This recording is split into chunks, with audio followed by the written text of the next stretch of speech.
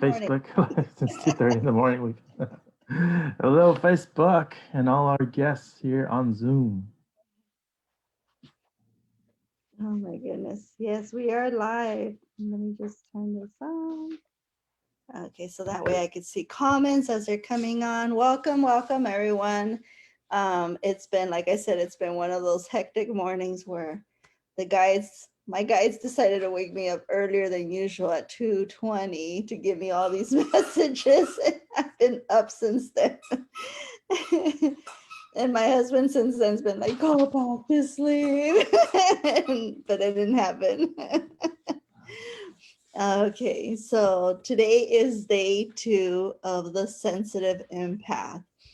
And like I said, as a sensitive empath, it can be overwhelming. You know, you do have like mornings like this where you've been woken up earlier than usual and you just have to get the messages and be ready for the day. So it's going to be one of those days. But it does feel like this picture where I'm so connected with the world and you could just feel the whole world. Things are going on, things are shifting, transforming. We're definitely transforming into different realms, into different different knowledge. We are acquiring different knowledge. That's for sure. One And of my favorite definitions when she said the different realms is each person is their own realm. So when we kind of, at least I align with, is when I interact, say, with my wife or interact with someone new, I am entering into the realm and the energy, obviously, that they bring, and see. Hopefully, we are could vibe together and contribute and expand or set up some healthy boundaries and just stay out of my space. So there's, yes, exactly. like So yesterday. we have the choice to decide who we need to work with. That's for sure. We always have a choice. And so I'm Rebecca, and my husband, as you heard him, JB, spoke, and we together formed Dual Dragons. And take it away. We're holistic wellness consultants, also known as the muscle whisperers, in which there's whatever technique or tool or modality we've been trained in, we will bring it to our services. And if you have any more questions and you want a little private consultation, we do free 30-minute consultations. So just reach out to our email or our website or contact, text or call that number, and we'll be happy to set up something privately outside of these conversations to kind of assist you or guide you in what we do and give you some tools so you get help. And then if you could keep an eye on the comments, because I could see a lot of comments coming in, but I can't click on them since I have my slide deck up, JB. So just So at the moment, people are just kind of saying hello, good morning, I have to get off early. Again, we're going to have the recordings up on Facebook, and soon, shortly after this is done, we'll have a link posted for the YouTube for those who don't have Facebook or just don't engage with that. perfect. I just want to make sure that we're on top of everything. Okay. So just a little recap from yesterday. Yesterday we talked about developing protection. And so we talked about setting boundaries, which we'll probably re-establish today, staying grounded, detaching from emotional attachments, and we're going to talk more on that. How to detach from attachments, not only emotional ones, energetic ones, negative Physical. ones. Yeah, how to detach from that. That's the topic of today. And then how to learn to walk away from overwhelming situations. Like I said, you have a choice. Don't ever feel like you have to deal with this. Oh my God, I have to deal with this. No, you could walk away and give what it says in the next one, time alone. Take some time alone to meditate, to really just ground and ask those questions like, is it mine? Is it somebody else's? What is this really about? What do I need to learn from this? And then how to create the energy field or bubble that we talked about yesterday, just as protection. I visualize, I'm more of a visual person, so I'll visualize a cocoon.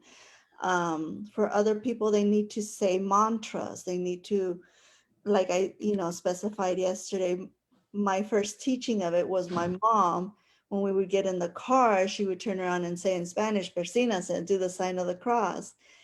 That was our way of protecting ourselves when we would go out and journey out in the world. But there's many ways to do it. And, it's just finding what feels right to you, what feels true, not right, what feels true to you, to your spirit. And so today, like I said, we're going to be talking about detaching from attachments. So, first thing, ask yourself, is this mine or somebody else's? You know, if you're alone, sometimes, not all the time, it is yours. But I ask myself this when I'm around people. If I'm with a client, if I'm next to my husband, JB, I'll be like, okay, something weird is, I'm feeling this. Is this yours? What's going on? I'm sorry, what's going on? I'll ask him right away, like, I'm feeling this. I don't think it's mine. What's going on with you? And then he'll be like, oh, it's this or that. And we'll talk about it. But also staying present and being aware. And that's part of the grounding. Being present. Don't drift off to la la land or try to.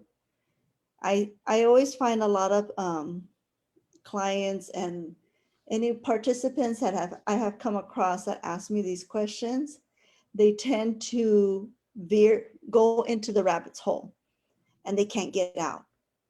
And it's very important to stay always present with yourself. Don't go down that rabbit hole because you could stay there. And that's very dangerous for yourself. You don't want to stay in this place that could be dark sometimes. You want to be able to protect yourself, to be true to yourself. You're not meant to be in dark places. You're meant to be with the light. We are beings of light.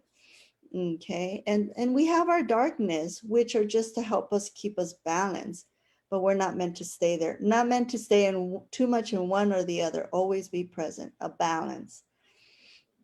And then always deal with it at the moment. Like I said, you have a choice at the moment. When it presents itself, you have the choice to either deal with it, you have the choice to walk away from it, you have the choice to detach, and ask yourself those questions. Give yourself that time to be present with it.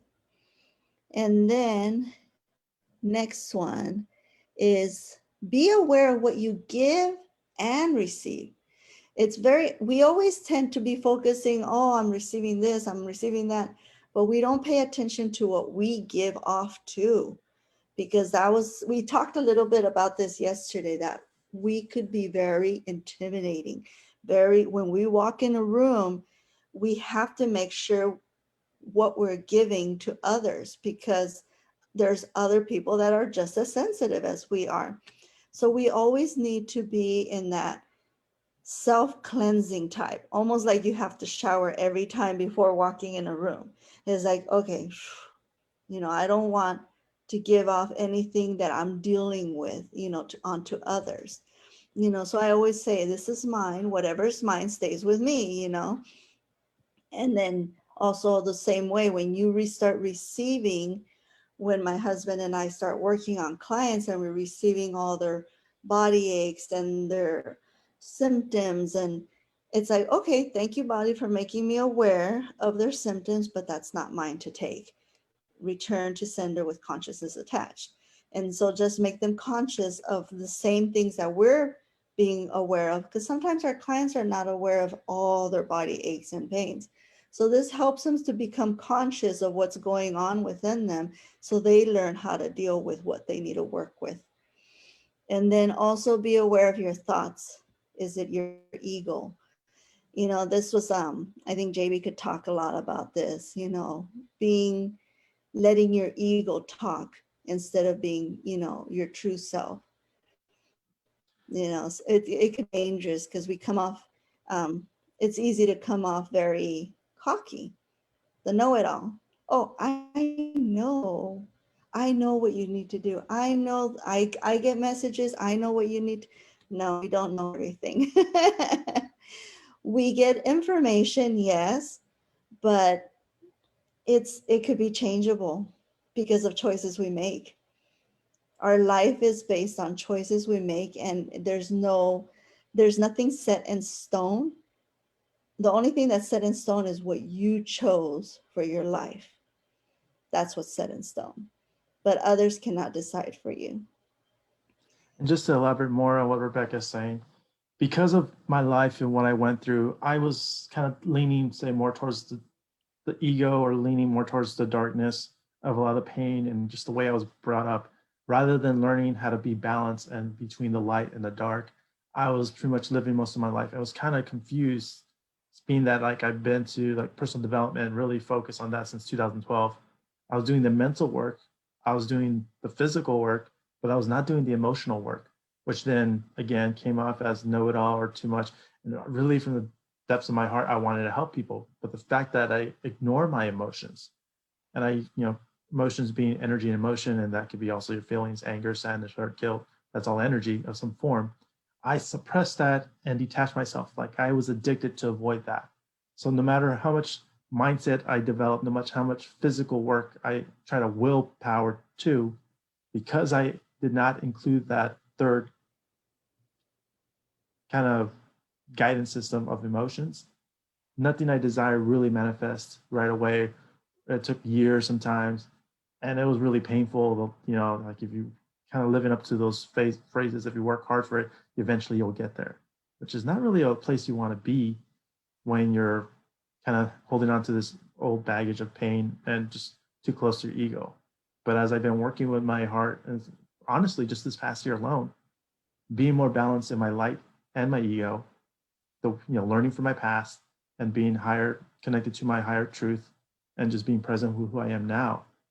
It's a constant daily balancing act and constant self-healing or constant awareness. One of the challenges, we shared before, we shared a lot of personal stuff. We've been growing in every other aspect, or I'll do the work and I see everyone else around me be the ripple effect for my work, and they prosper, or they're happier relationships, or getting out of toxic relationships, or finding who they need to in their life to grow. But me, again, because I did not apply the emotional. Once I engaged the emotion, our relationship started growing to a whole nother level. Our success, our contribution, the people we're starting to draw in. This past month alone, we had probably close to 12 different healers or people that wanted to collaborate with us. Like, it's amazing to have those opportunities. But before, when I had those opportunities, they kind of fell flat because I did not apply. I engaged fully through ego, and I did not allow my emotions to come in play. And what does this have to do with attachment is the fact that I never detach from all those traumas. I never choose to learn my lesson. And because I never wanted to put that filter on of what my emotions were versus perceiving what their emotions were, and let me try to help them and serve them or those people in my life. Mhm. Yeah, so just to reiterate what JB is saying, when you would ask him before, what are you feeling? What's going on in your mind? When he would bring up stories from his past of his childhood, that were traumatic, he wouldn't show any signs of like sadness, or it was like, I'm fine. I'm fine. It's all good. And I'm like, wait, how can you be good? You just told me that this triggered a memory of when you got locked in the closet. And I'm like, how can you not be feeling anything? And how can you be fine? Like, no, where's the process? Where's the process of what you need to go through? And he would be like, there's no process. I'm good. And it was this interesting seeing the way he would just kind of like put a wall, not really detached, but just put this wall, this front of like, I'm fine, and that's, like I said, that's a dangerous thing to do when you say, oh, I'm fine, I'm fine, I'm fine, but you're not really dealing, like I said, deal with it at the moment. How do you deal with it? How do you process it? Ask the questions. What is this really about? What do I need to learn from this? And feel it. Our emotions help us understand things better. They're meant to help us to understand what's the purpose of why am I feeling this way. So they're very important. There's something that they cannot be ignored. And for those who just join us, I'm going to reference what we always share. Your body is a map. Mhm. And then on a map, if you ever read a map, there's a magnetic north, true north, and then the map north, which then we translated to mental, emotional, and physical. Those are your three kind of navigation systems for you to kind of go through life. And of course, your body's kind of like the display screen telling you what's going on. Perfect. And with that, we are going to be introducing our guest speaker, Patty Mays, Unit of Soul, aka our candid coach, holistic business life coach, spiritual guide, bestseller author, artist. And there you see her Gmail and where you can find her through Facebook. I definitely recommend her right now. You know, a lot of us need coaching right now. There's a lot of, changes going on in our life, with COVID. We have to rethink, how can I work from home? How can I do a career change? Maybe it's not so good that I still continue working in the office at the moment, She's the person to reach out to. She could coach you and help you find and navigate your way to this new prosperous way of living. So with that, I'm just going to go ahead and stop share and take it away for Patty. There we go. And you're ready, Patty. Oh, we can't hear you. Something happened. Oh, Oh, there you go. are you there? Okay. All right. Thank you very much. Thank you, Rebecca and JB, for this opportunity to serve today. And thank you to all of you who have shown up. You have shown up to blow up, as they say. I am honored and privileged to be here with you today. And thank you so much, Rebecca, for your sweet testimonial. I'm always humbled and don't know what to say other than thank you. So good morning, sweet joys of life, all of you who are showing up. I am happy to be here. Where are you coming from? Post it in the chat, would you? I am coming from Southern California, between Los Angeles and San Diego. Right below, I would say below Santa Ana, right below, wait a minute, Anaheim. I always confuse where you guys are, Jamie and Rebecca. Anyhow, notice how you're being in this moment. How are you being in this moment? Are you fully present with what's happening here? Or are you thinking about other things like what's going on over there? Or what happened this morning right before you got on? Like I always say, okay, I'll be right back. And I go back and forth, right? And then I have to come back and breathe. So let's just shake a little bit. Shake and wake up, shake and bake. And release what happened before you got here. Just whoosh, open the window, close the door. Open the door and just throw it out and even if you just flick. All you have to do is just kind of clear and flick. I say this to empaths. I do this for myself. Ooh, wow, that just didn't. And people don't even need to see it. You can just do it like down below here and just flick it off. And so remember that as we go through, because there are things that I'm going to say that may not resonate with you, and maybe it will. But just always remember to be present with who you are right here, right now. All right? So now I'd like you to set an intention. Now that you release that, set an intention and be open to what is being offered today. Remember that judgments, we talked a little bit about this, Cece talked about this a little bit yesterday. Judgments, perceptions, and assumptions, they're not always real and true. I learned a hard lesson many, many years ago that what I perceived, what I thought was real and true over there wasn't real at all.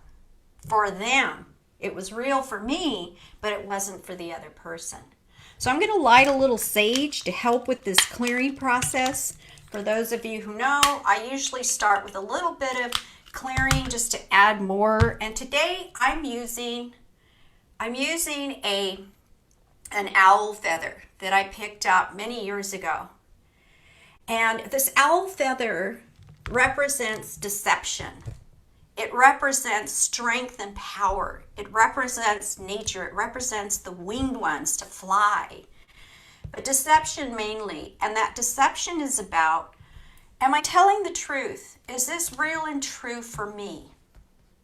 Is what I'm feeling real and true for me? Is this today versus the past versus the future? All right? And then there's tools. I hold a crystal in my hand every time I speak. Why do I do that? To remind myself to stay rooted, to stay grounded, to stay present.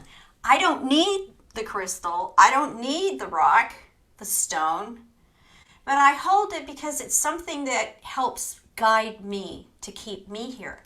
The other thing is I wear beads, right? I'm going to take these off because I notice they're making sounds or making noise. But what they are, it's another tool. And I put it on as an example that you can take a little necklace. Like I usually wear a necklace or earrings, and that is my protection. Very important to protect yourself. We are already protected when we're grounded and rooted, but when we're not, fears and overwhelm and all this craziness will show up. So I don't need these beads because they're making noise, they're causing distraction. So what do? I honor them, thank you for being here, and I move it away. Very much like you would do with people. I say thank you to you if you're yelling at me or if you're giving me information that doesn't quite resonate. I say thank you. I'm not going to argue with you. I'm not going to debate with you. I don't know how to debate anyway, but argue, it's a waste of energy for me. So it's very simple. This was causing a little bit of distraction for me, so I just removed it. All right, so use whatever works for you to help you stay rooted and grounded. Okay, so now join me. Let's make this interactive. Join me by putting your palms together and rubbing in front of your heart. You rub fast to get that high energy going. Wake up, wake up, wake up. Or you can rub gently. This helps with the energy. It helps to release the energy so that you can open up all the nooks and crannies so that you can replace it with something. Now remember, I removed this person, necklace, whatever you want to call it. I removed it because it no longer served me. And what am I replacing it with? I immediately replaced it with rubbing the hands, right? Immediately replace it with touching your heart. Immediately replace it with a breath, because the universe will replace it with something. So how about you choose? Now this is all about choosing. Empathic people, high sensitive persons are here for a purpose. Every single one of us is an empath. Empathic, just empathy means to understand, right? To experience and feel what the other person is feeling over there. So all of us have it, it's just different levels of it. And as healers, as intuitives, ours is a little bit higher, and some are higher and higher. Some of us, like I myself, I'm a clairsentient. I sense when Rebecca wakes up and mentions my name, or if she's thinking about me. I'll wake up. It doesn't matter what time it is. But if somebody else is giving me healing energy, I'll wake up if I'm connected and engaged with those people, if I'm paralleling with them. So think about, I know I'm giving you a lot of information here, just some thoughts, okay, to think about so that you can take whatever works for you, and also you can hashtag replay, right? That's the little line, hashtag replay, so that you can go back and listen to the information. All of the information that Rebecca and JB have put out, all these courses since October, November, December, January, February, here we are, March already. 6 months of all of this work that JB and Rebecca put on. It's all in the events and media pages. I'm not sure, they'll tell you about that after videos, maybe afterwards. Okay, all the courses are here so that you can replay, and they're all free. They don't cost anything. And if you have questions, there's many of us in the Healers Roundtable that can help you, guide you, that can give you information, and it's free. Most of us offer a free consultation so that you can center, align, and ground into yourself, and we'll talk about a little bit about that later. So if you take anything away today, consider the maze method, which is what we're going to go through in a minute, which is my breathing technique with CAG. CAG is center, align, and ground, and the RAT. RAT is all about recognize, acknowledge, and take action on one thing. Okay, I'll share more about that. So, how do you feel?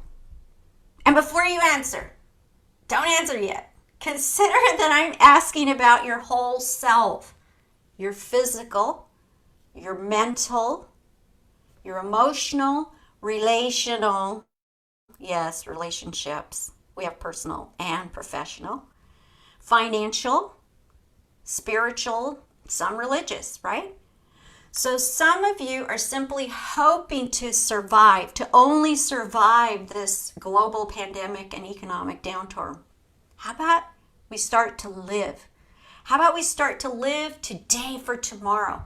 Because we can't do anything about that pandemic except take care of ourselves and our families and make sure to take care of our friends, and that ripples out to the rest of the universe. It does ripple out. When we care for ourselves, it ripples out to everyone else.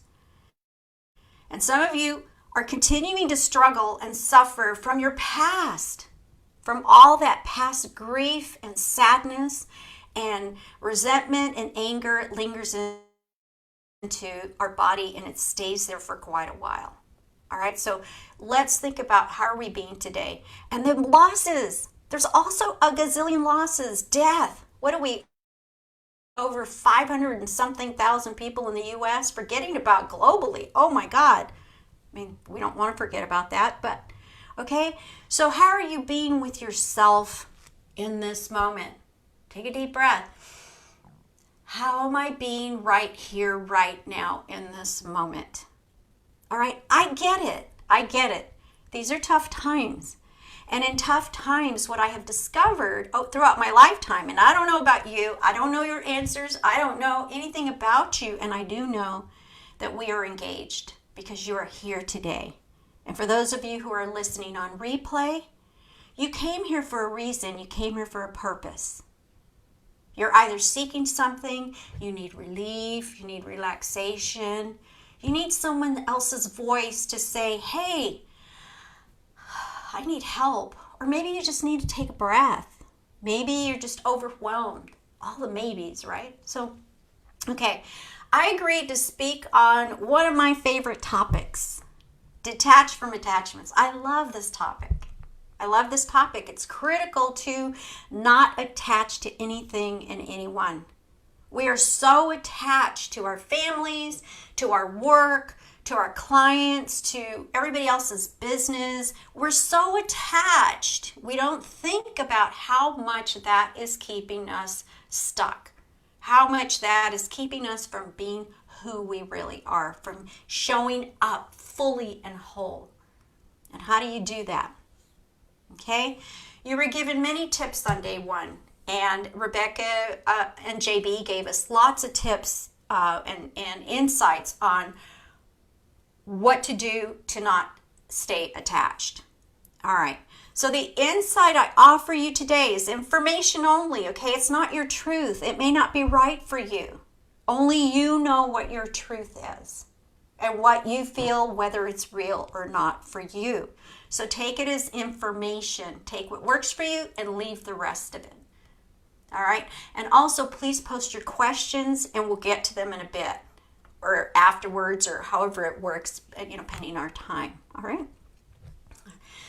So these are some of the most common questions that I get. I've been coaching and mentoring for over 20 years. I know it may not look like it, and I may not act like it, as JP and Rebecca will tell you.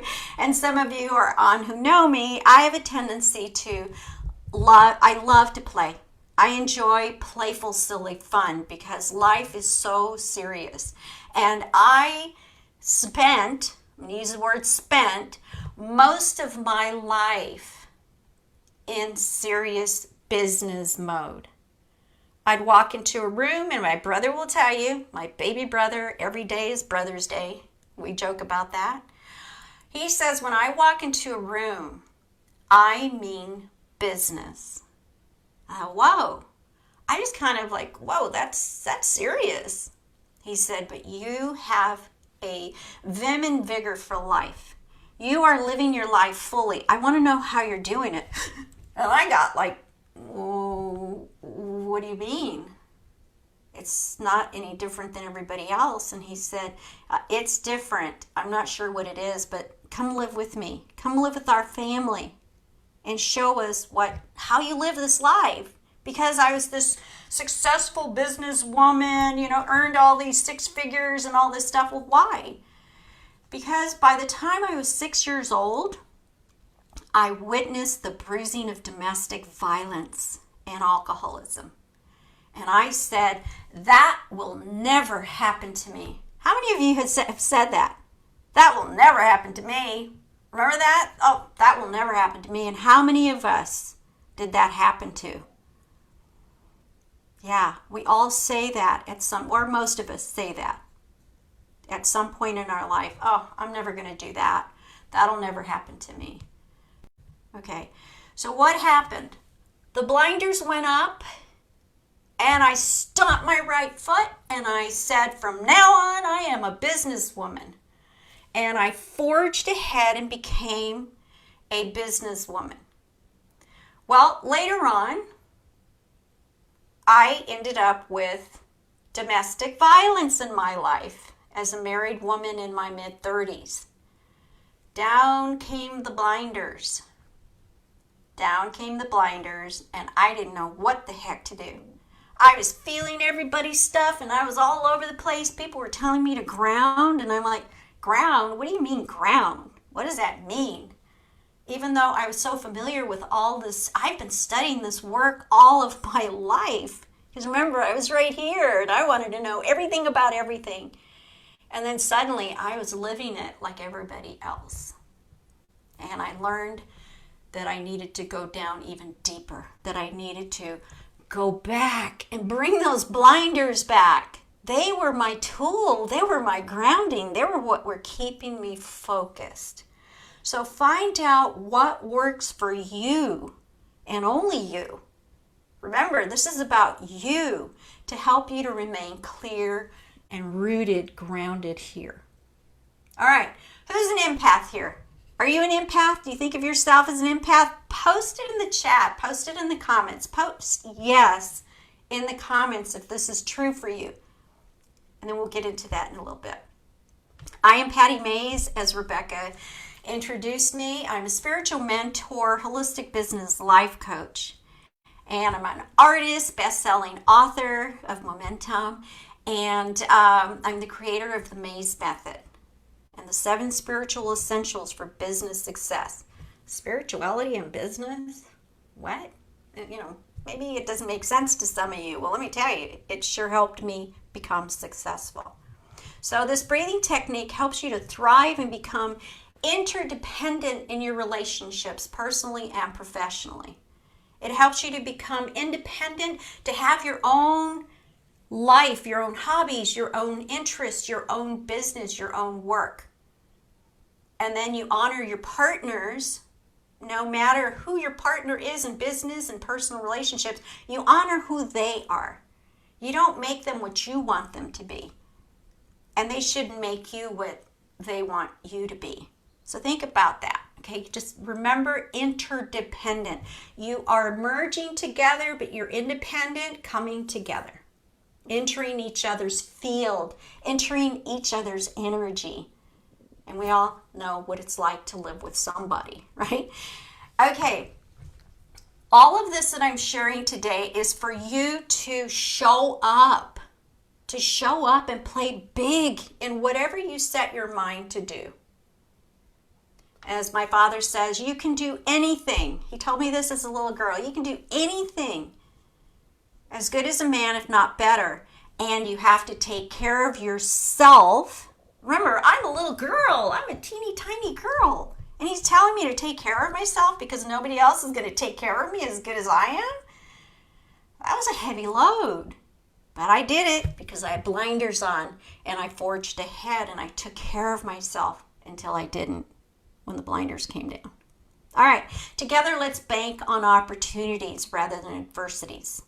We all had adversities. We all had traumas. Okay, I'm going to say most of us because all or nothing, just kind of extreme. Most of us had something and still currently are living with something. All right, so let's pay attention to the adversities that we had that was in the past and maybe right before we got here, but right now we're giving some positive information, right? So let's be with that. Over there tomorrow, later on today, after you get off this call, that's the future. And you're probably worrying and wondering, what's happening?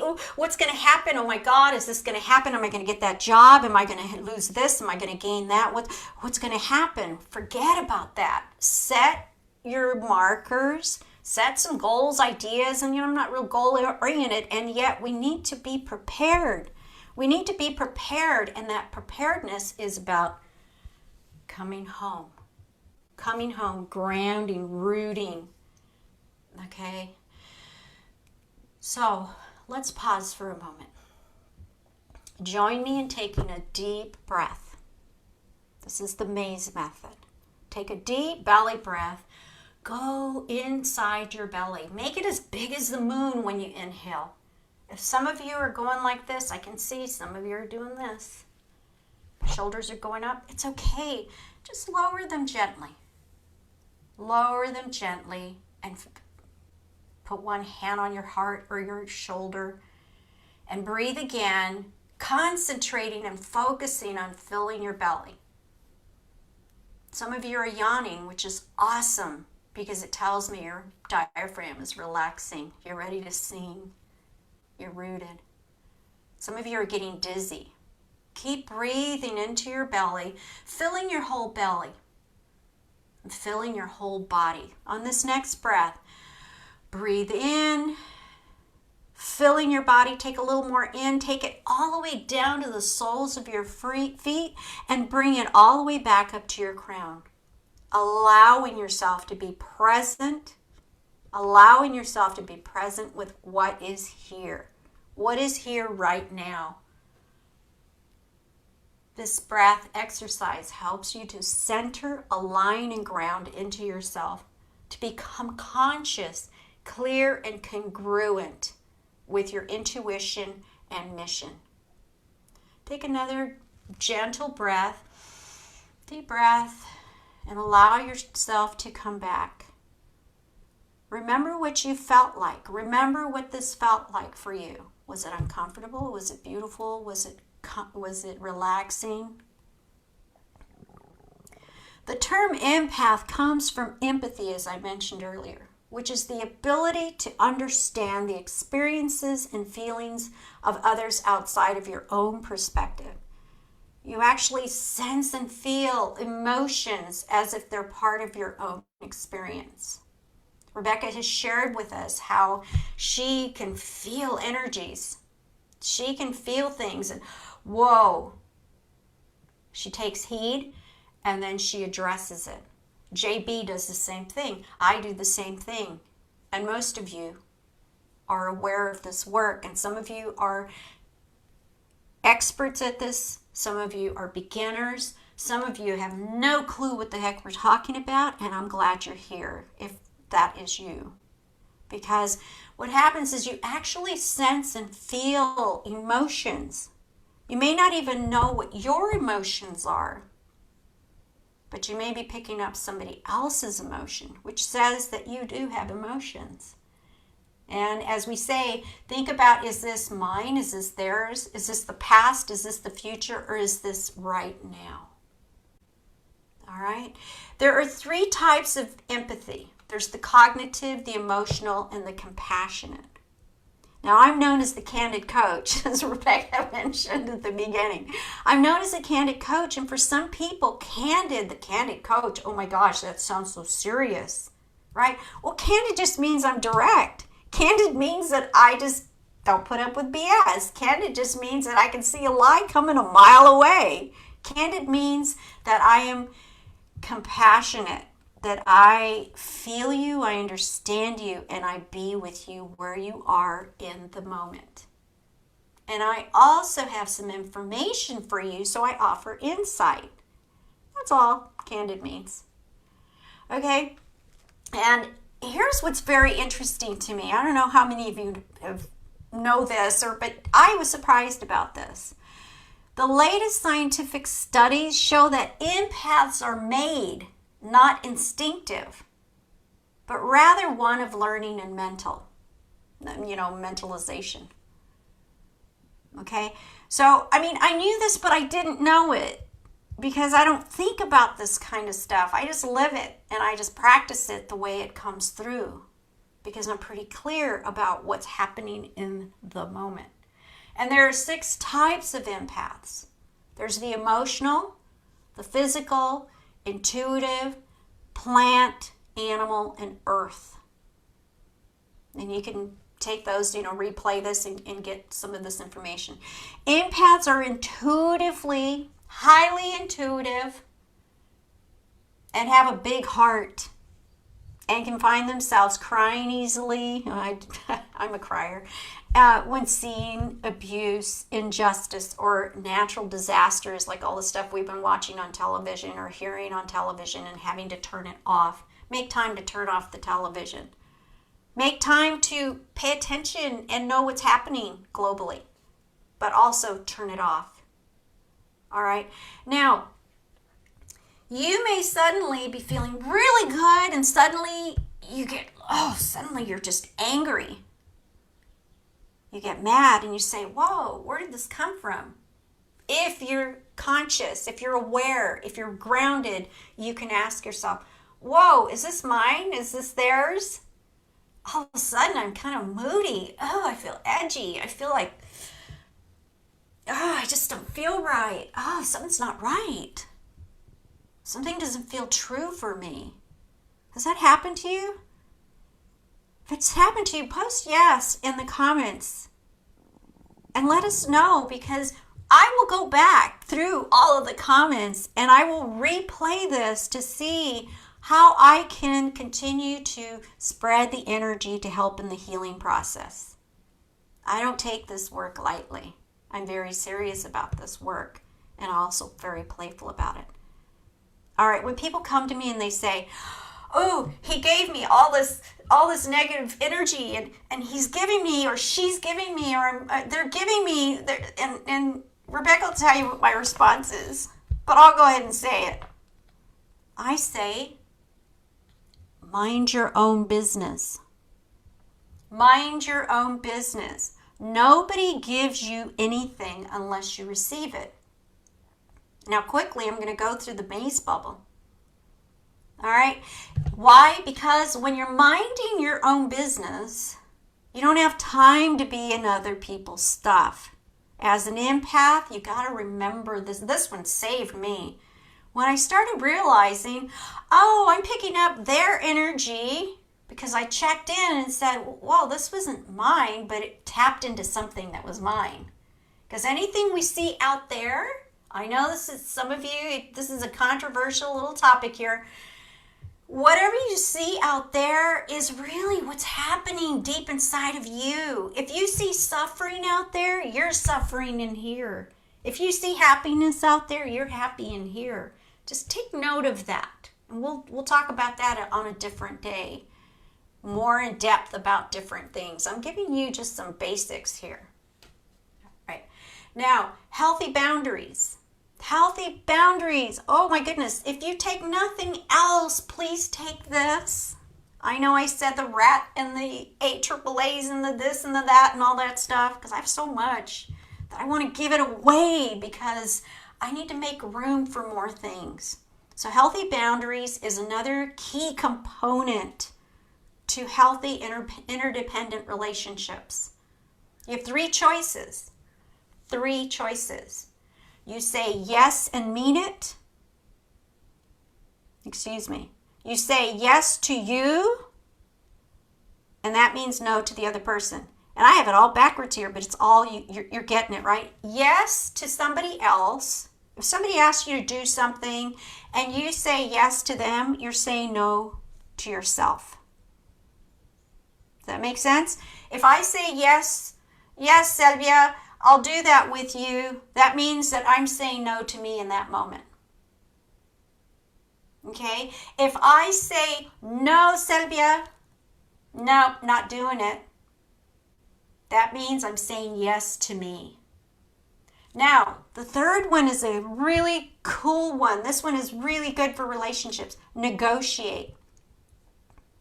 Negotiate. How do you negotiate? Hey, since I'm Sylvia, I'm not picking on you. I love you, and you just happen to be right there in my field. I'm picking up your energy here as the empath, right? And I'm just playing with that for a little bit to make a point.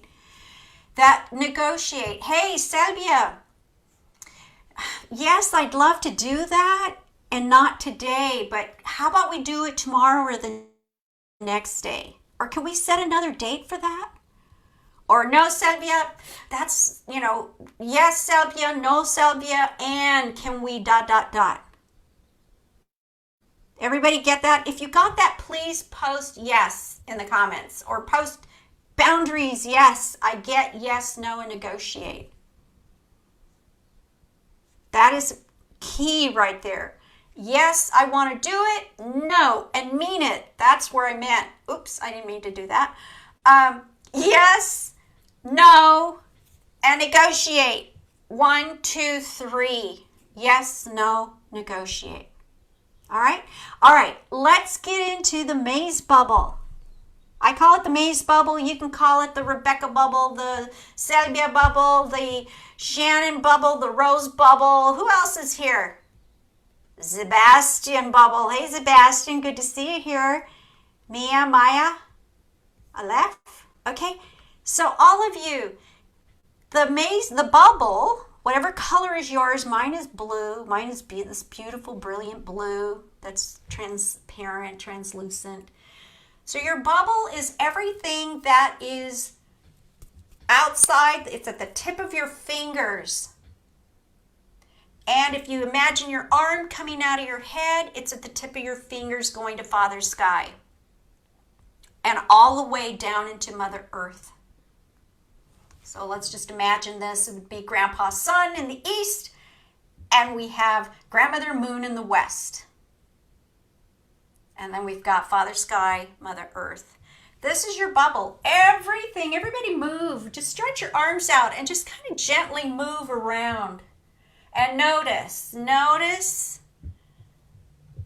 if you feel any energy that's happening around you. Is there any energy? Man, mine is loaded because all of your guides and everybody else are wanting to be here, and I'm saying, this is my bubble.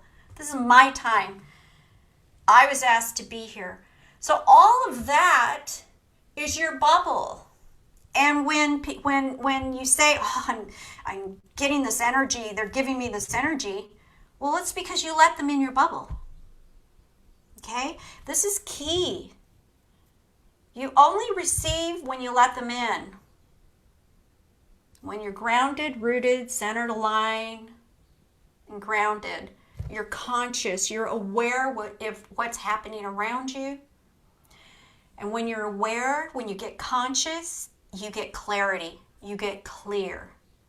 And then when you are clear, you become congruent. Notice how my voice goes up and it goes down, and I go out there and then I come in. Remember, if you need a word or something, always come home. This is home. Come home to yourself. This ripples out to everyone out there. And one last thing in this bubble, because I believe is my time coming up, or may I just keep going here? Okay, so it's... I was going to say, you could keep going, or we could answer questions if anyone has it. Okay, I have a couple of other things that I'd like to share. It is extremely important that blaming, shaming, and guilting others, especially yourself, It's extremely important to pay attention. This practice doesn't serve you and it doesn't serve anyone else. What happened? What happened? We can continue to hold on to that. That's the attachment that we were talking about earlier. What I'm saying is, come here, come home. You're present to here now, not yesterday, not tomorrow. And when you can take some responsibility for yourself, there was something that was brought up in one of the other sessions. Responsibility is the ability to respond. Are you responding or are you reacting because of the past or the future? So we want to get to a place where we can respond from home, from here, from our core essence. So you bring the past into your head, you bring the future worries into your head, and you mix it up with your brilliance. You are brilliant. You must know that. You are brilliant. You're breathing. You have this temple, this body, this sacred, what is it? This sacred, what's the word? Form, the sacred home that you agreed to come to. You agreed to be a part of this physical realm. And so now it's time to take all that mental and emotional energies, mix it with your head, bring it down to your heart, lock it in with your heart. That unlocks your core essence. As an empath, you're only attaching because your head is over there or it's over there. When your head is attached, I said at the very beginning, don't attach to anything or anyone. Attach your head and your heart. Connect those two, engage them so that you can be living from your intuition, from your core essence, from who you really are, to live from your truth, nobody else's. This is your sacred place. This is yours to care for, to love, because you are loved. Always remember, you are loved and loved. And with that, I will ask you to take a deep belly breath. Join me in taking this deep belly breath.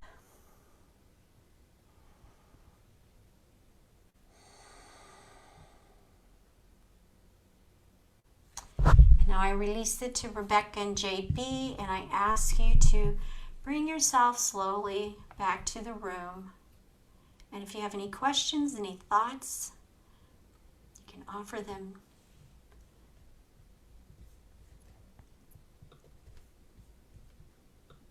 Okay. Thank you very much, everybody. Yes, definitely. If you have any questions, feel free to ask. And, we're here to share our knowledge that we've gained so far. Like I said, we never stop learning. We don't know it all, but we're always learning. And that's what matters. And we learn from each other, which is much better when we're able to connect and learn from each other. I wanted to share, you reminded me of I think this morning I woke up, I wanted to just share with everyone. I've been up since 2 a.m.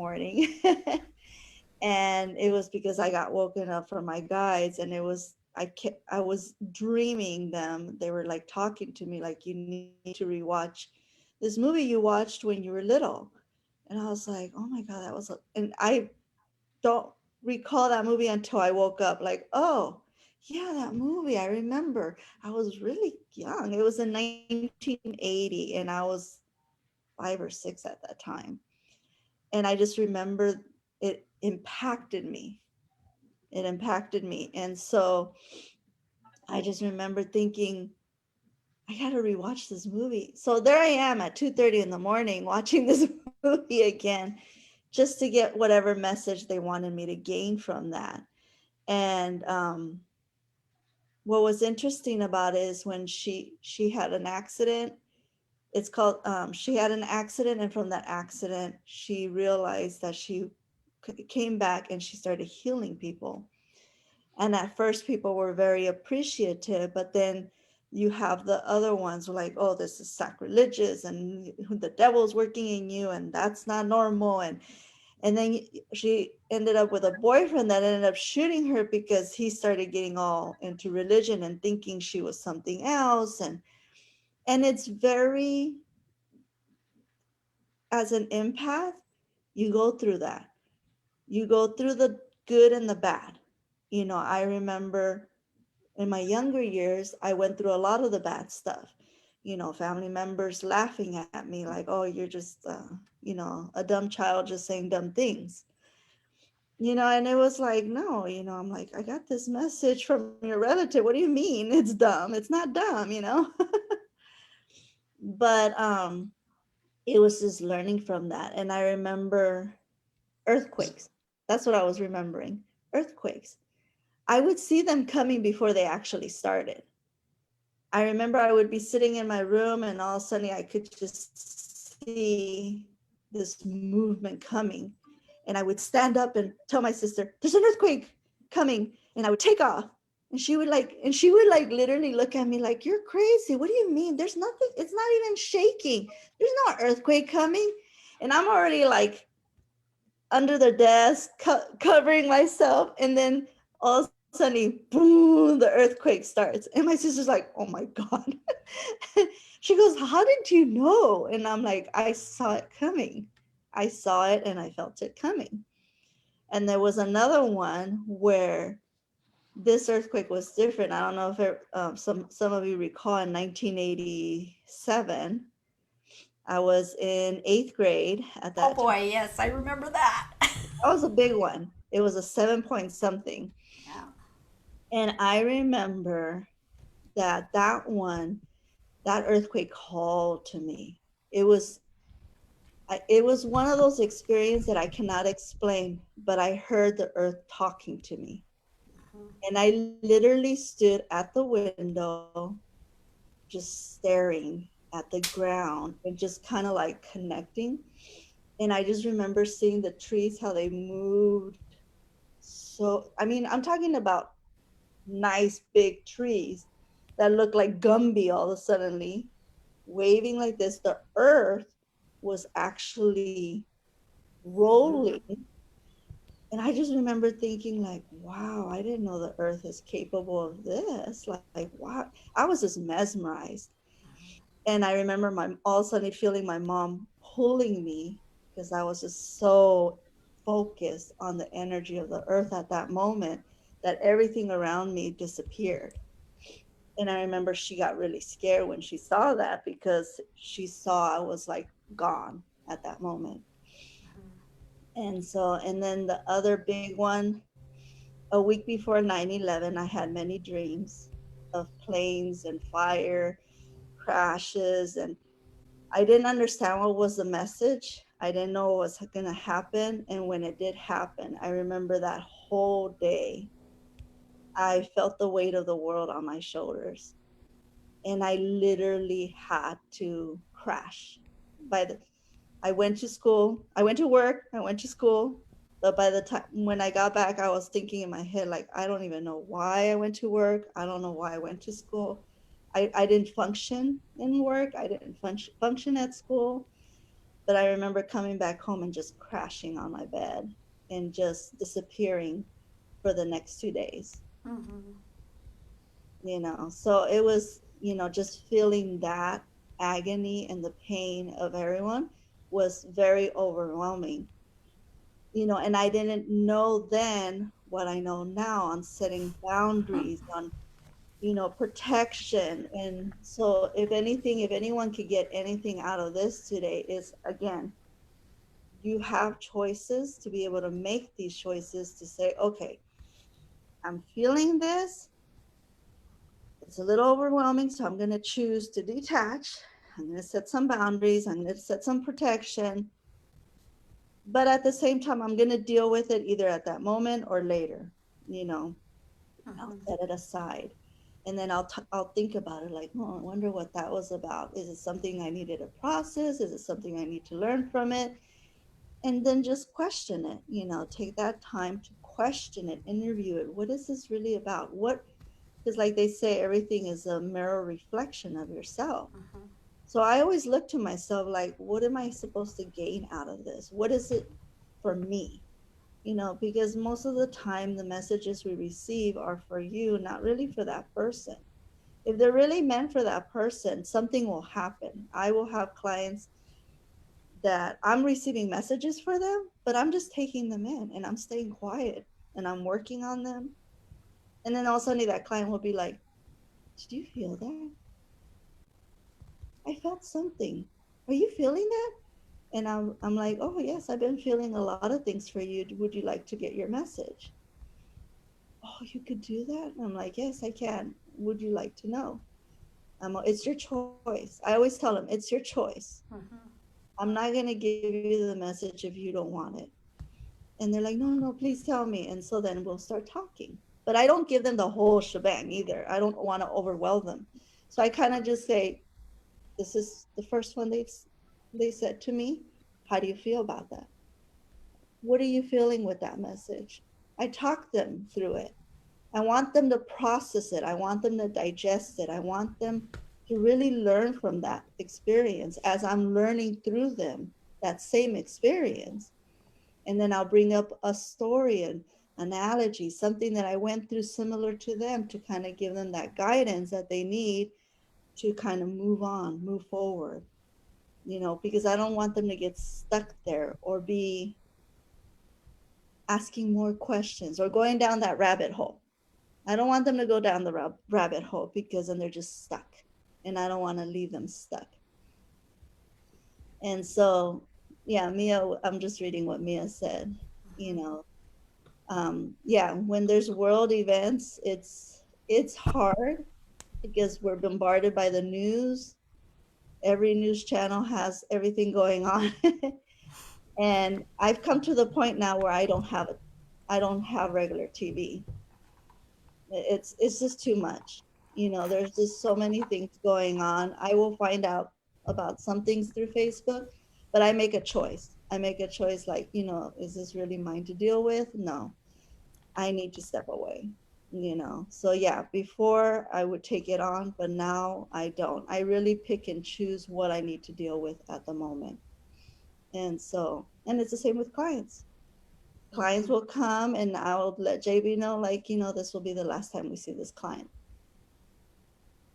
They're not meant for us. Or I'll let JB know, like, okay, let's schedule, more sessions with this client. This client needs us. I pick and choose who I work with. That's my setting my boundaries. And sometimes JB loves. I always make fun of him because I go, you go and stop getting into your Jesus mode. We can't save everyone because he wants to save everybody. But it's like, nope. Rebecca, you brought up a really good point about, and JB, not to pick on you, but about saving everyone. When I hear people say, I just want to help people. I want to help people. I want to, I want to serve people.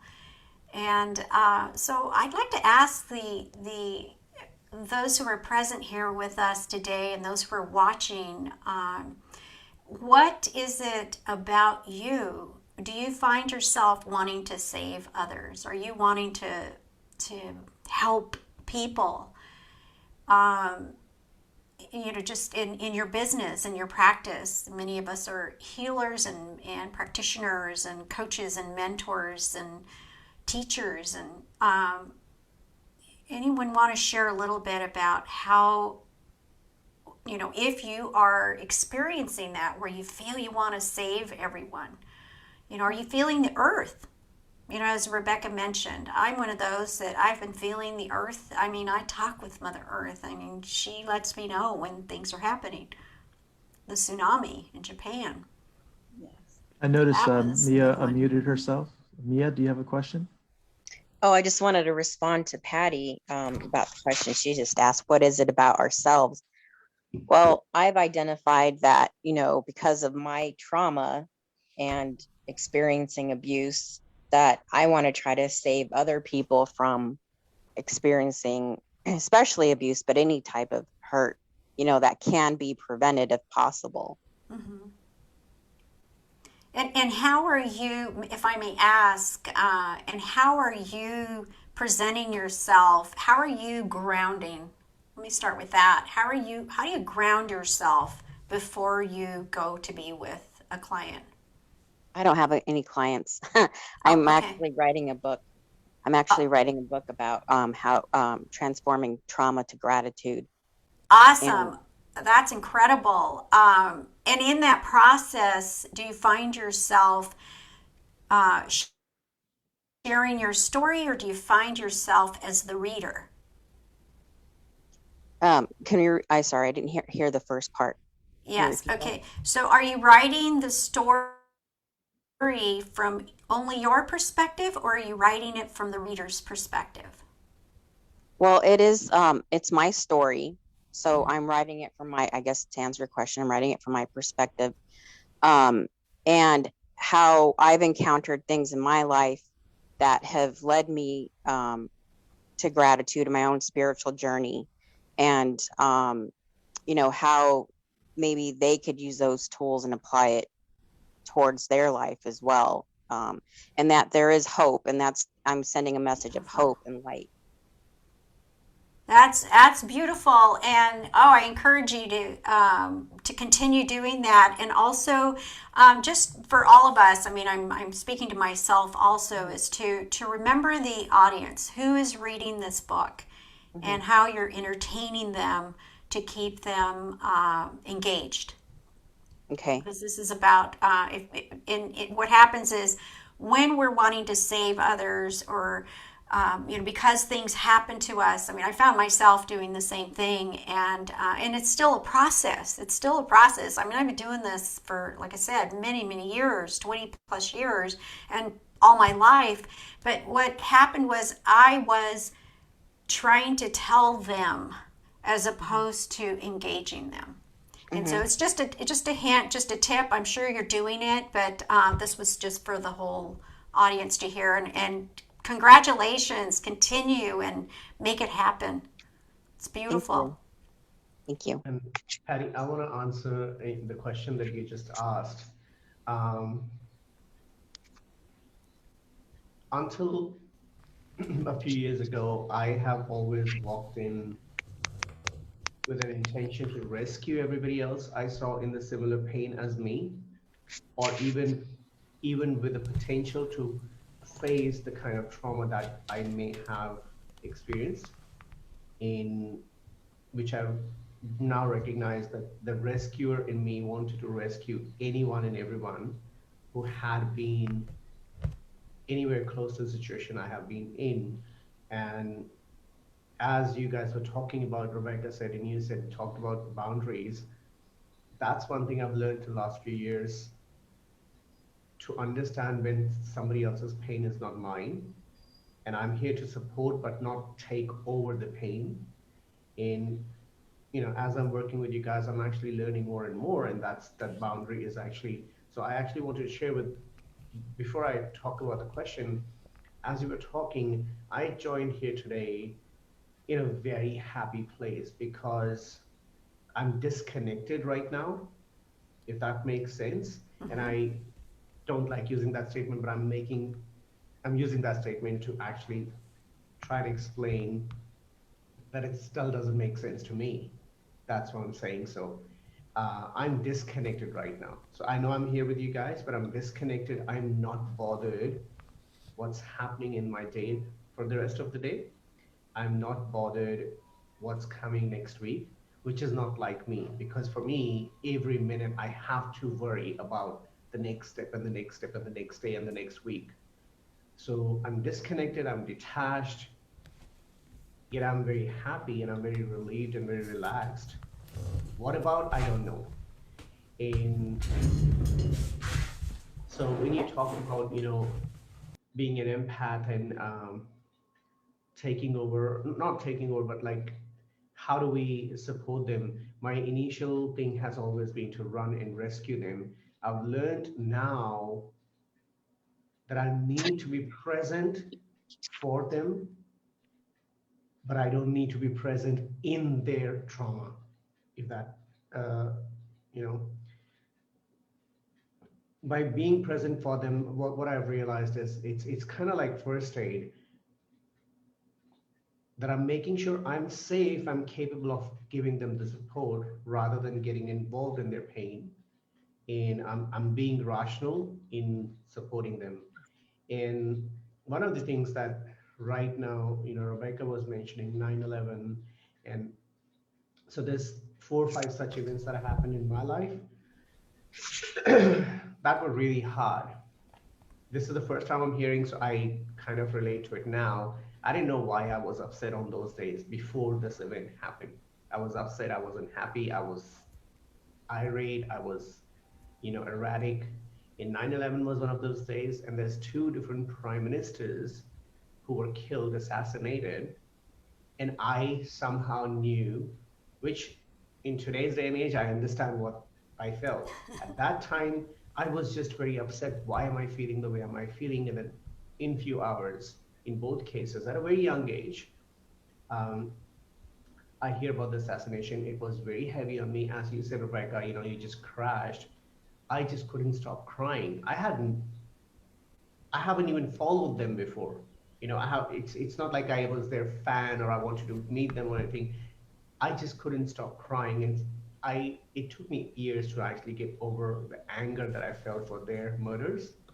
And so that boundary that you're talking about, empathy, as I understand today in my life, I've always been an empath, but I did not know how to draw that healthy boundary and understand that I cannot carry the burden of everybody else's pain. I can be present for them, even with them, but not in the pain. I cannot take over their pain. And I think the reason right now I'm sharing that is the biggest takeaway for me has been, if you learn that boundary, if you understand that boundary, you're actually able to support them better. And if you don't know that boundary, you sink and drown with them. And that's the mistake I've made. And last thing I want to say is, Patty, you talked about, you know, when we react to a certain situation. I don't remember the exact words, but when you talk about, let's put it in my words, when you feel betrayed or when you feel abandoned and you just want to be angry about the situation or the person and you get so involved in it, I think that's why I feel very disconnected and detached in a very good way today. I'm not at all angry anymore. I'm not at all in a place where, like, why did you do this to me? I'm in a place, okay, great. You showed me something that I needed to see, and I'm super happy about it. I don't want to know what's happening in your life. I hope you're okay. But instead of reaction, I'm choosing, where do I want to go? Not what do I want to react to, rather than where do I want to go. So suddenly, what would have been a reaction has become irrelevant to me. It has no value for me. And that's the disconnection I'm talking about. Like, I'm not worried about what was worrying me, a few days ago. I'm just in a place where I can empathize, but I can also look after myself, and I can, as you said, say no to them so I can say yes to myself. And that has been my celebration in the last 2 or 3 months. Beautiful, Sebastian. And I want to make sure that you had a question. Do you still have your question? No, I think that's kind of what I was getting at. Yeah. Beautiful. Thank you for that testimonial for what you are, how you have come around to realize that empathy is for ourselves first, right? That I understand what you're feeling, but I don't have to attach to what you're doing and what you're experiencing. I can be present for you. So I love that you brought that up so that we can reiterate that how am I being here? Is this mine? Is this the past? Is this the future? Am I grounded here listening? I can feel what you're experiencing, and I don't have to take it. I don't have to carry it, on my back or be burdened by your situation. I can offer insight, love, and compassion. So thank you for that. That was beautiful. Yeah. I just want to add, you gave a beautiful example of how to detach Yes. from attachments. Mm-hmm. That was what you said, was beautifully said, Mm-hmm. So it's a good, I'm glad that you were able to share that with all of us. And I Yes. want to We give have Sylvia, sorry, sorry, go ahead. yeah, I was going to ask Sylvia, do you have a question? And then we'll come back to you, Sebastian. No, not a question. One of the things that I have learned is that within the detachment or the separation of other people's feeling, I learned that when you get into close and trying to integrate into that pain, the first thing I bring to my mind is that whatever the person pain is reflecting is triggering something in me that I already felt or passed. So what I do is that if I feel compassion to the person, and I'm willing to give them the time to review and pass through the pain. So I have to give the same compassion to myself. Yes. And that's the way I'm able to come back in a positive way, not diminishing their pain and what they're feeling, but also acknowledging that that process that person is happening or living, it happened to me.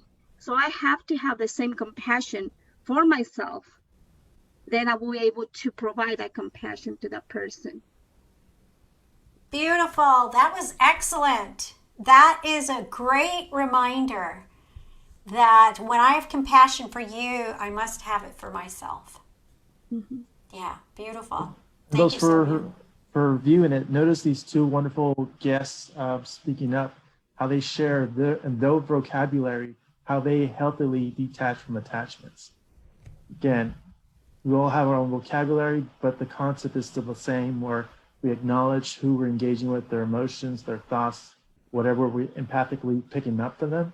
But we don't need to still hold on to that. We could kind of give it back and ask, do you want me to be a listener? Do you want me to be a mentor and kind of counsel you through this? Do you want me to recognize your own inner power? Again, that's where the conversation, a healthy, open flow of conversation, of listening and speaking, may come. They're obviously asking for permission first by yourself. Great point. Yeah, asking for permission. Always asking, may I ask, may I offer, may I, what do you want from me today? How can I be of service to you? Yeah, beautiful.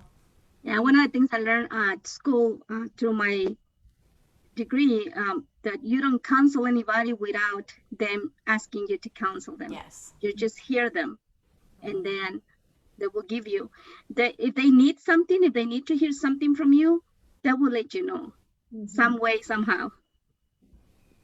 Yeah, and Sylvia, you reminded me when I had mentioned earlier that I pick and choose who I want to work with.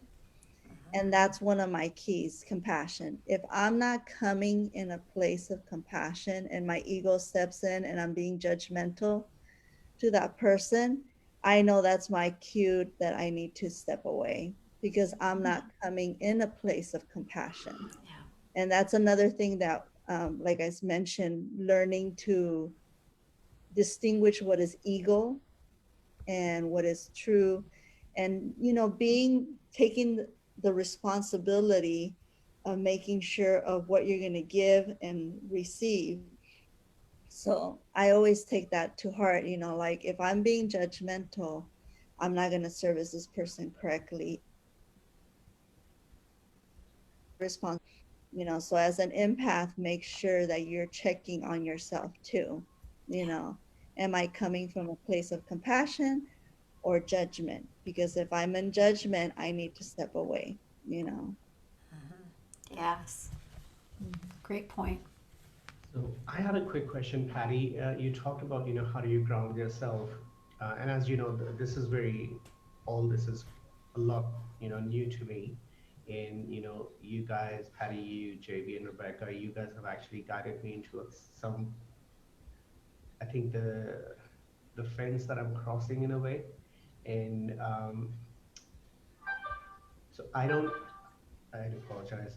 I don't understand it, but I don't right now know if I do ground myself or if I do something. I just know that sometimes, like, I have different ways of calming myself down when it's all getting, like the information that I'm experiencing.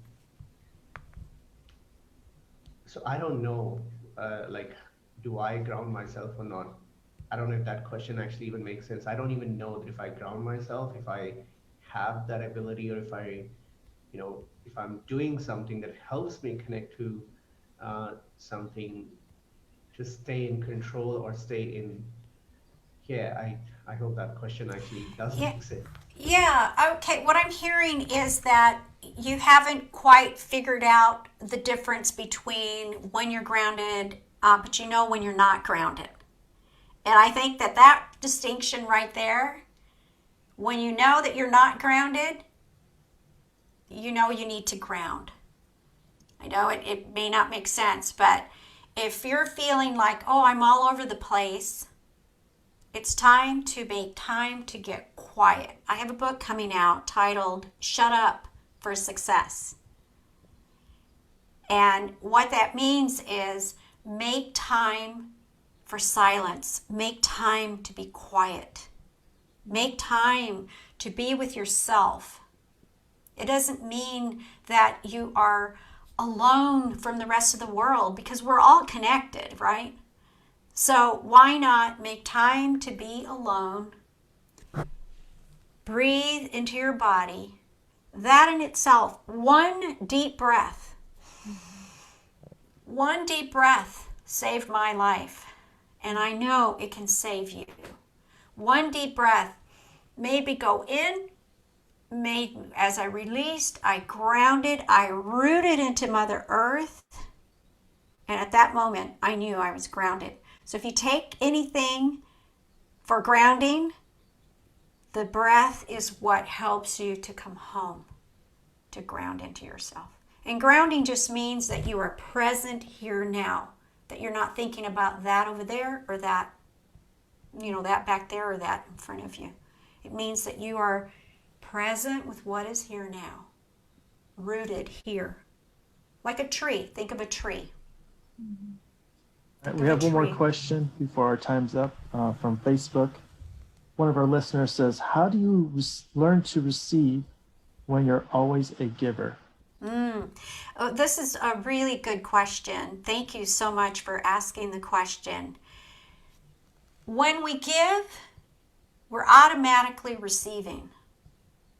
When we know what we want and what we don't want, and this is a good practice, make a list of what you don't want, what you do want. Once you know what you don't want, what you do want, you can decipher between, I am giving this to JB. I'm not expecting anything back from JB because I've already received something else over here from this area over here, whatever it is. Whether it's from my own satisfaction, giving to myself.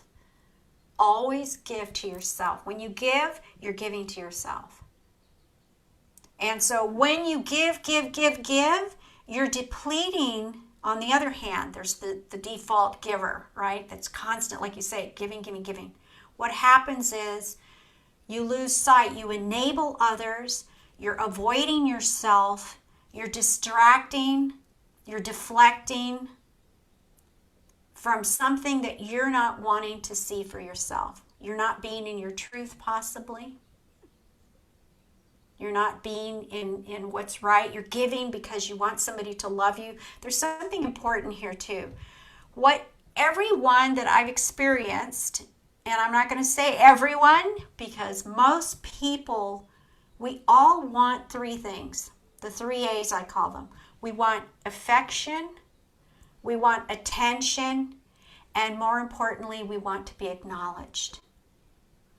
And when we can think of those three things, we can give from that place. Is this, I'm giving because I want attention? I'm giving because I want affection? I'm giving to be acknowledged? Don't do it that way. Give because you're giving, because this person you has asked for it. This person, you see this person could use it, could need it, wants it.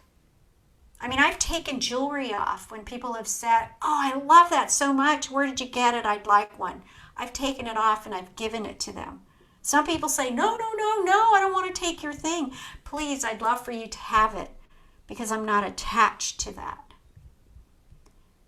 But I also have said, "Oh, thank you so much. Yes, I got these from such and such place because I'm enjoying it. I want it for myself." You don't always have to give. I hope that answered your question. Well, there's an additional add-on. Also, fear to ask for help because you're scared. And I like to answer this. Amazing movie. What was the question again, JB? You dropped out. Also, also a fear to ask for help because you're scared.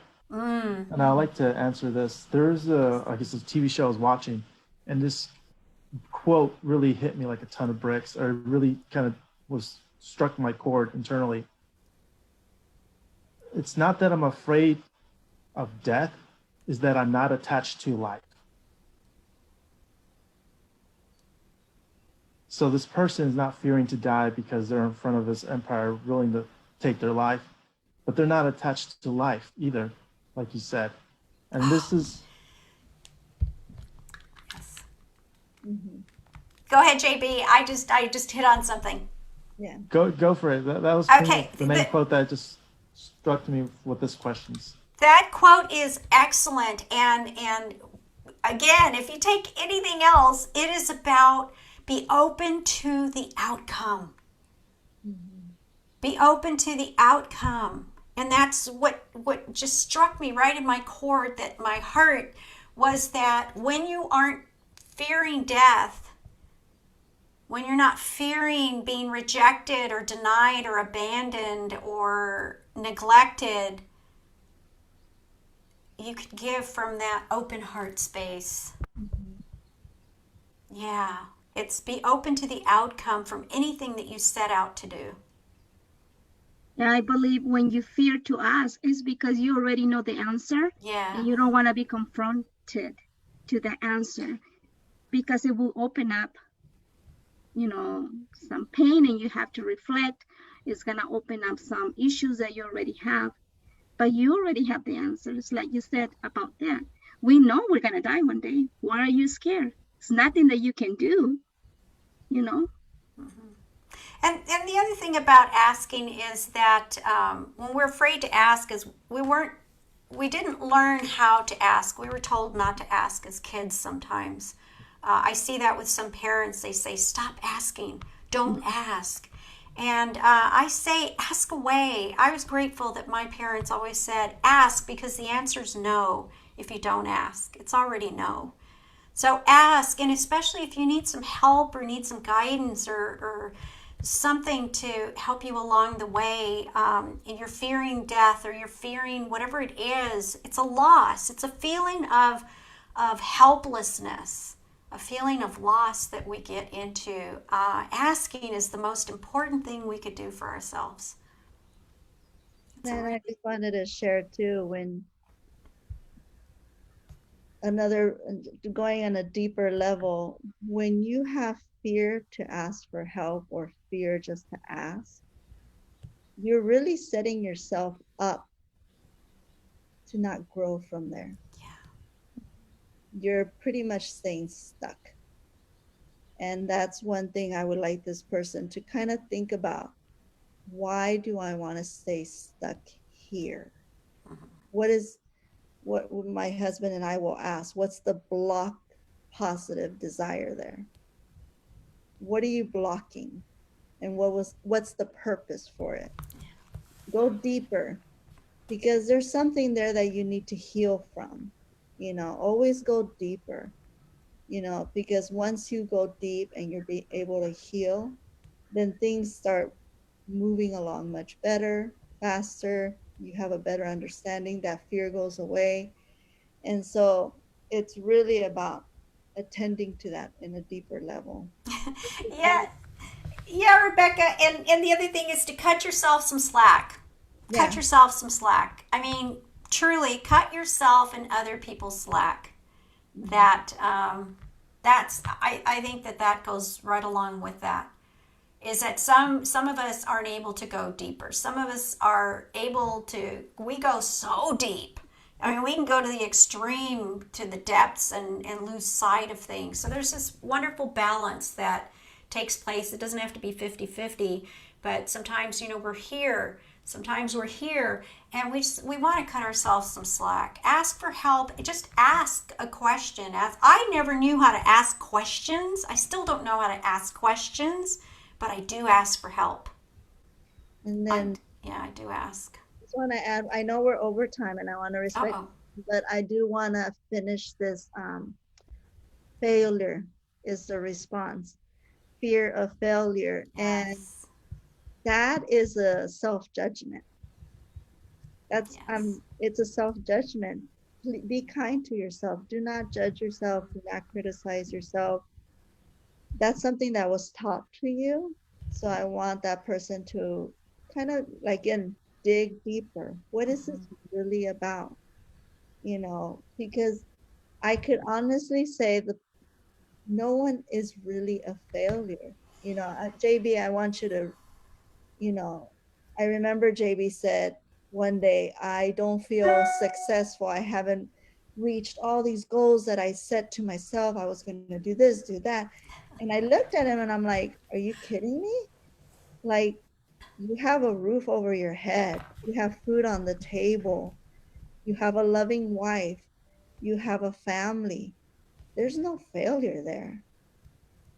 There really isn't. Acknowledge what is around you that is positive and stop focusing of what you don't have. That's one thing we're all human and we're really bad at that we focus on everything that we don't have instead of Yes. looking around us and seeing all this abundance around us. I Yeah. have a kitchen full of supplies. I have, I'm on a computer. I have so much abundance around me. I have the love of my husband. I have a child. I have so many gifts around me that I could easily give away to if I wanted to choose to. Like, I have plenty of stuff here to give away. There's no failure. That's a self-judgment. So be kind to yourself. Be kind to yourself, love yourself, because you were born out of love, and there's no reason to ever feel failure. Yeah.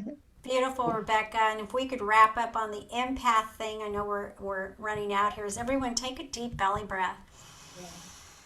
Take a deep belly breath and allow yourself to be present with what is here now. This is part of the empathic rule of thumb.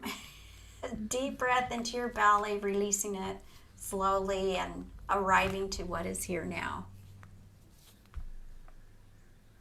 Thank you. Thank you, everyone. This was beautiful. Thank Thank you. you. Thank you, everyone, for joining us. Make sure to tune in tomorrow. We will be covering another topic, which is how to balance. How to balance being an empath, finding that balance.